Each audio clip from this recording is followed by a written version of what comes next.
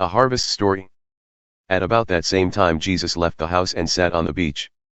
In no time at all a crowd gathered along the shoreline, forcing him to get into a boat. Using the boat as a pulpit, he addressed his congregation, telling stories. What do you make of this? A farmer planted seed. As he scattered the seed, some of it fell on the road, and birds ate it. Some fell in the gravel, it sprouted quickly but didn't put down roots, so when the sun came up it withered just as quickly. Some fell in the weeds, as it came up, it was strangled by the weeds. Some fell on good earth, and produced a harvest beyond his wildest dreams. Are you listening to this?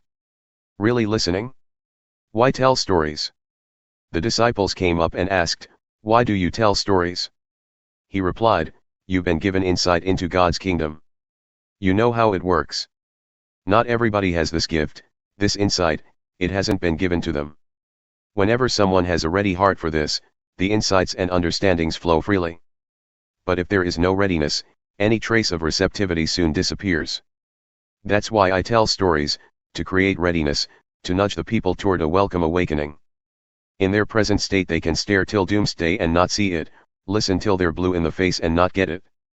I don't want Isaiah's forecast repeated all over again, your ears are open but you don't hear a thing. Your eyes are awake but you don't see a thing. The people are stupid. They stick their fingers in their ears so they won't have to listen, they screw their eyes shut so they won't have to look, so they won't have to deal with me face to face and let me heal them. But you have God-blessed eyes, eyes that see. And God-blessed ears, ears that hear. A lot of people, prophets and humble believers among them, would have given anything to see what you are seeing, to hear what you are hearing, but never had the chance. The meaning of the harvest story? Study the story of the farmer planting seed. When anyone hears news of the kingdom and doesn't take it in, it just remains on the surface, and so the evil one comes along and plucks it right out of that person's heart. This is the seed the farmer scatters on the road. The seed cast in the gravel, this is the person who hears and instantly responds with enthusiasm. But there is no soil of character, and so when the emotions wear off and some difficulty arrives, there is nothing to show for it. The seed cast in the weeds is the person who hears the kingdom news, but weeds of worry and illusions about getting more and wanting everything under the sun strangle what was heard, and nothing comes of it. The seed cast on good earth is the person who hears and takes in the news, and then produces a harvest beyond his wildest dreams. He told another story. God's kingdom is like a farmer who planted good seed in his field. That night, while his hired men were asleep, his enemy sowed thistles all through the wheat and slipped away before dawn. When the first green shoots appeared and the grain began to form, the thistles showed up, too. The farmhands came to the farmer and said, Master, that was clean seed you planted, wasn't it?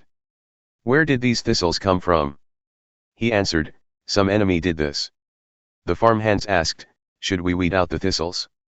He said, No, if you weed the thistles, you'll pull up the wheat, too. Let them grow together until harvest time.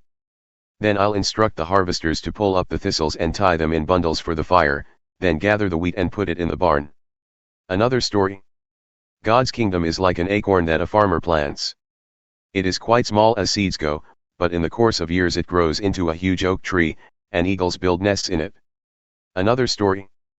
God's kingdom is like yeast that a woman works into the dough for dozens of loaves of barley bread, and waits while the dough rises.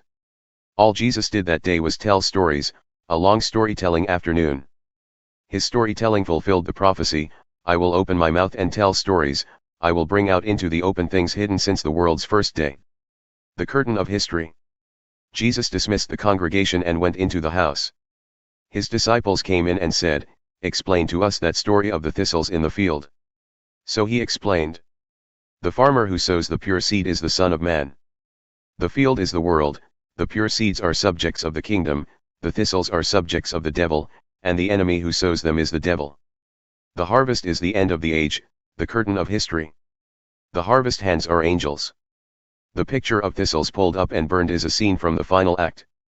The Son of Man will send his angels, weed out the thistles from his kingdom, pitch them in the trash, and be done with them. They are going to complain to high heaven, but nobody is going to listen.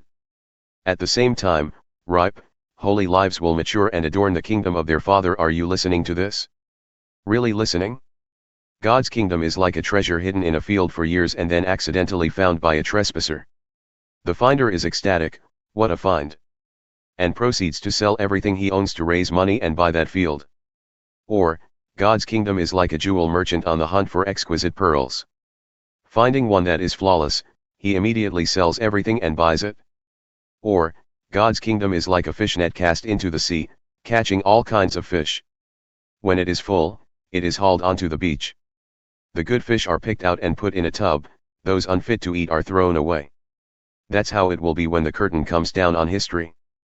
The angels will come and cull the bad fish and throw them in the garbage. There will be a lot of desperate complaining, but it won't do any good. Jesus asked, "Are you starting to get a handle on all this?" They answered, "Yes." He said, "Then you see how every student well trained in God's kingdom is like the owner of a general store who can put his hands on anything you need, old or new, exactly when you need it." When Jesus finished telling these stories, he left there, returned to his hometown, and gave a lecture in the meeting house. He stole the show, impressing everyone. "We had no idea he was this good," they said. "How did he get so wise, get such ability?" But in the next breath they were cutting him down. "We've known him since he was a kid, he's the carpenter's son. We know his mother, Mary. We know his brothers James and Joseph, Simon and Judas. All his sisters live here. Who does he think he is?" They got all bent out of shape. But Jesus said, "A prophet is taken for granted in his hometown and his family." He didn't do many miracles there because of their hostile indifference.